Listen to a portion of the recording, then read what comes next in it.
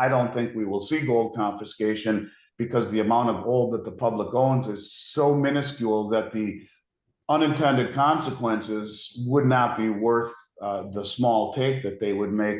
In 1933, when gold was confiscated prior to the revaluation of gold or the devaluation of the dollar, everyone owned it. It was currency. Now, very, very few people own it. And I think a country trying to cling to its status as being world reserve would be very, very sorry if they activated eminent domain and took the little bit of gold that the public owned. The likelihood of private gold confiscation in contemporary times, as asserted by Andy Schectman, CEO of Miles Franklin, is a subject of debate among investors and financial analysts. While some may draw parallels to the 1933 executive order issued by President Roosevelt calling in privately held gold, Schectman suggests that such an event is improbable due to the relatively small quantity of gold held by the public and the potential backlash it could generate. During the 1933 gold nationalization under Roosevelt's administration, the United States called in gold from private citizens. However, the landscape has evolved significantly since then. Gold no longer plays a central role in the monetary system as it once did during the gold standard era. Most countries have abandoned the gold standard and have adopted fiat currencies, which are not backed by any physical commodity. This shift has allowed governments to print money without being constrained by their gold reserves, making gold less integral to the modern financial system. Nonetheless, it is no secret that central banks across the globe have been accumulating gold at an unprecedented pace in recent years. This is a remarkable departure from their historical role as gold sellers. Gold holdings, as Andy Schectman points out, are now listed on central bank balance sheets in accounts such as the revaluation account. This observation implies the potential for a future revaluation of gold. The current economic landscape, marked by unprecedented economic contractions and the printing of vast amounts of fiat currency, raises the question of whether governments might eventually turn to gold to safeguard international trade and stabilize their economies. The revaluation of gold reserves held by central banks will be the only alternative for countries seeking to retain a minimum of international trade to supply their economies. Before diving into Andy Schectman's interview, subscribe to our channel and give this video a big thumbs up. And that's what Roosevelt did on a much less of a grand scale, where he confiscated gold or had everyone turn it in at $20.54 an ounce and then revalued it to $35 an ounce, in essence, a 40% devaluation in the dollar or revaluation in gold. And aside from that, gold is held on all of the central bank balance sheets in an account called the revaluation account, the gold revaluation account. That is the name of it on their balance sheet. It makes perfect sense. It also makes sense when you realize gold was reclassified as a high quality liquid asset, basically tier one. And all the central banks not only have been buying it voraciously over the last 18 months, as if they know the playbook, they started repatriating it and accumulating it a year and a half to 2 years before the BIS reclassified gold, as if they knew the playbook. You're seeing a redistribution of gold around the world as more and more central banks are buying it, taking possession of it, removing counterparty risk. This was brought up again by the head of the Dutch National Bank not too many months ago, talked about revaluing gold. I think it is absolutely in the cards. It makes great sense to do it. And, you also have to wonder, are we playing right into the hands of the countries around the world who are also massively producing and accumulating it? Don't know. But I will simply say this, that it's something that makes great sense. And I could very, very, very easily see them doing that. The next question would then logically be, what about gold confiscation? I don't think we will see gold confiscation because the amount of gold that the public owns is so minuscule that the unintended consequences would not be worth the small take that they would make.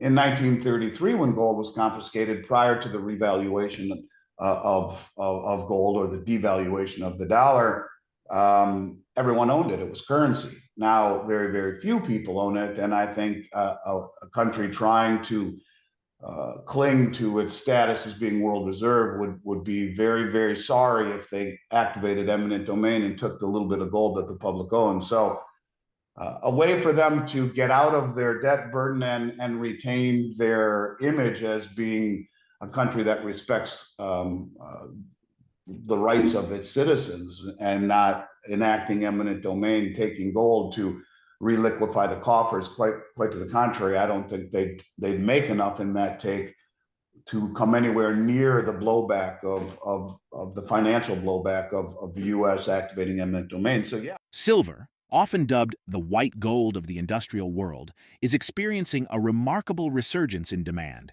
particularly within the realms of renewable energy systems and electric vehicles.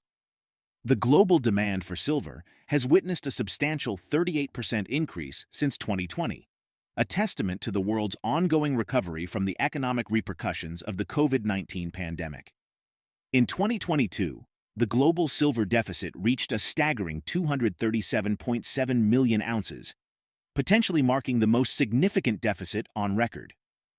According to ANZ, it is becoming increasingly apparent that the silver market is entering a period of tightness unseen for decades.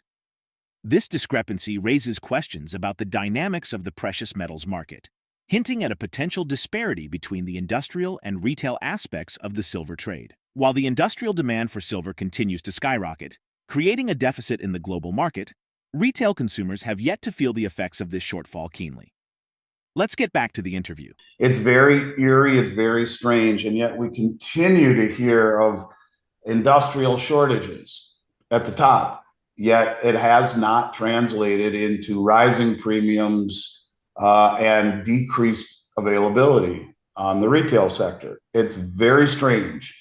You would think by now that correlation would be intact. You would think by now, even with increased order flow since the escalation in the Middle East has happened, that you would see this, but we haven't. And I'm still of the belief that it will take something more along the lines of a banking crisis, of a bank bail-in that will alert the mainstream, where very quickly a market that is flush in supply turns upside down, as we've seen before, never with substantive, if any, mainstream participation. But look, we're running out of places to safely put our money. And I think the mainstream is beginning to understand that when we see the next bank shoe drop. And I am very, very confident that it is around the corner. And we see a bail-in and the realization of what that means. I mean, every day I'm talking to people, and 1 out of 10 seems to know, if that, what a bail-in is, that it was written into law. And I truly believe that will be the straw that breaks the camel's back in terms of the question that you just asked me, in terms of product availability and premiums, because, you know, here again, the mainstream is sitting in short-term treasuries, they're sitting in money markets, and I don't think that they even realize that there's a problem. I don't think they know what bail-ins are. I don't think they know what money market gating is. And I don't think they have any idea of the problems that are hanging over the economy at this point. And that is maybe the most concerning point of all, is that public can't get out of the way of what they don't see coming. And I think it's coming. And you continue to see rates rise, which we will. It will put greater and greater and greater strain on these banks. And the next one that blows, I believe in my heart, will be bailed in. And that's when things get pretty crazy. The U.S. Mint just came out and issued their final silver allocations last week for the year. So that's it for Silver Eagles for the rest of the year until the 2024s come out. Don't know when that'll be. Typically, they don't come out until after January. So I think we'll begin to see silver premiums on Eagles start to go up again.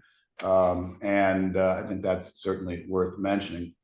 Gold confiscation is more likely to occur when a severe economic crisis threatens the stability of the currency and the banking system.